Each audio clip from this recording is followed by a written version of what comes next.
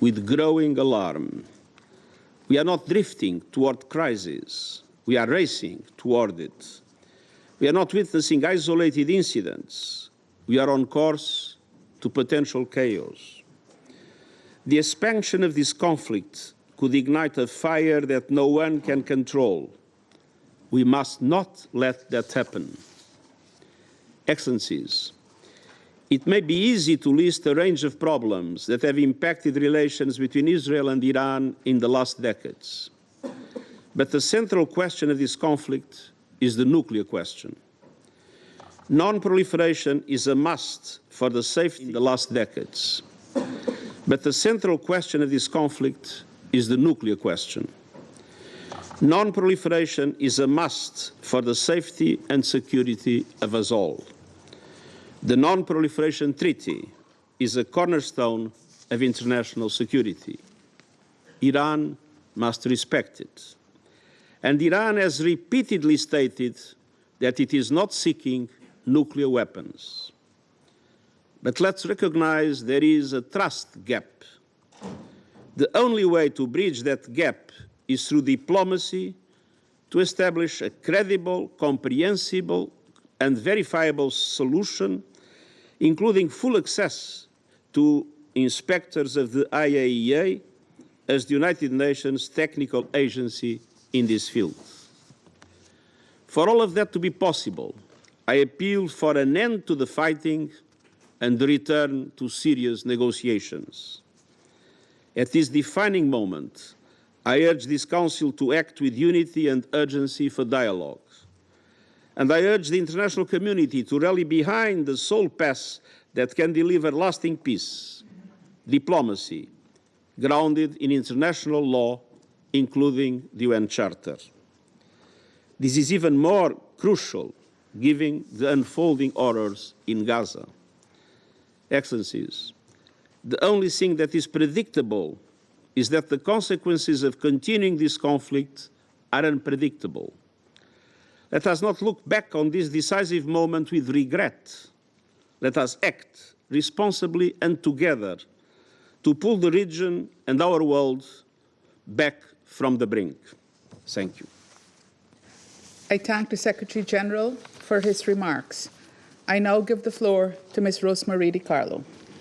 Thank you, Madam President. We meet as the scope and scale of attacks in Iran and Israel continue to widen, with grave consequences for civilians in both countries.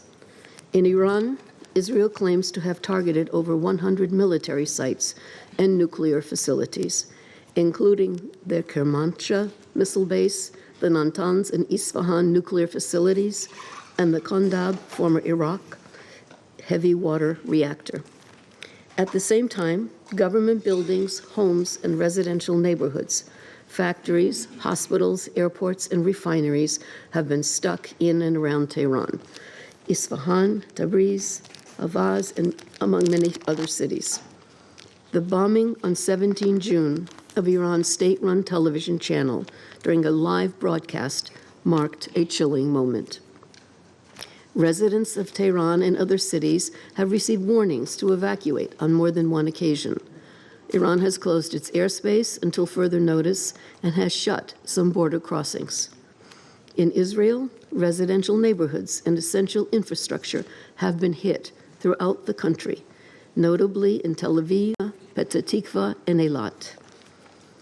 Several civilian sites have been directly impacted by Iran's airstrikes, including the Weizmann Research Institute in Rehovot, the Bazan Petrochemical Complex in Haifa, and yesterday, the Soroka Medical Center in Beersheba.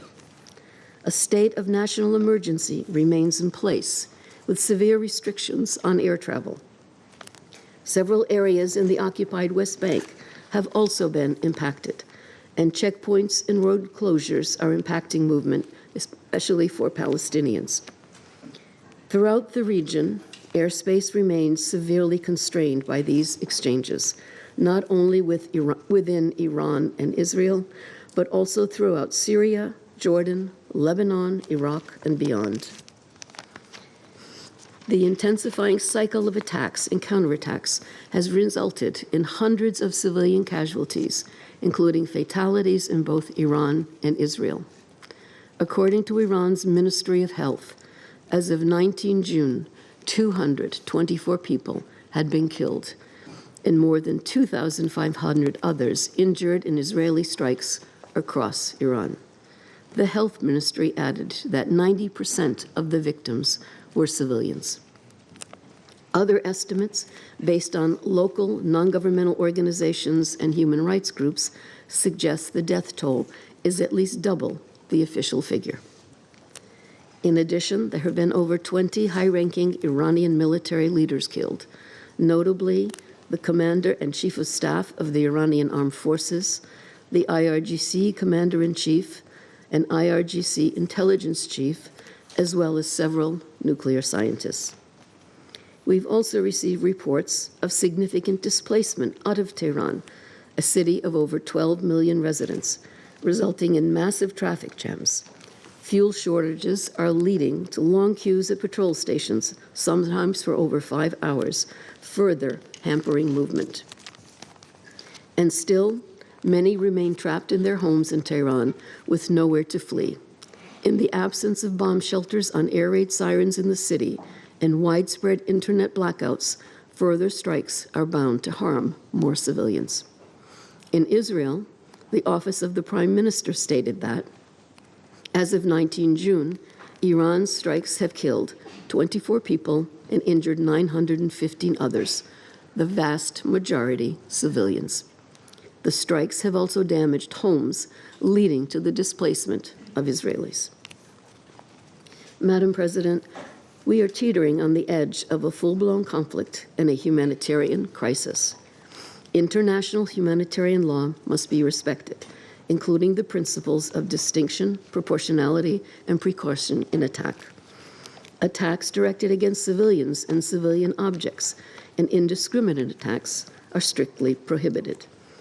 Medical personnel and medical facilities, including hospitals, must be respected and protected.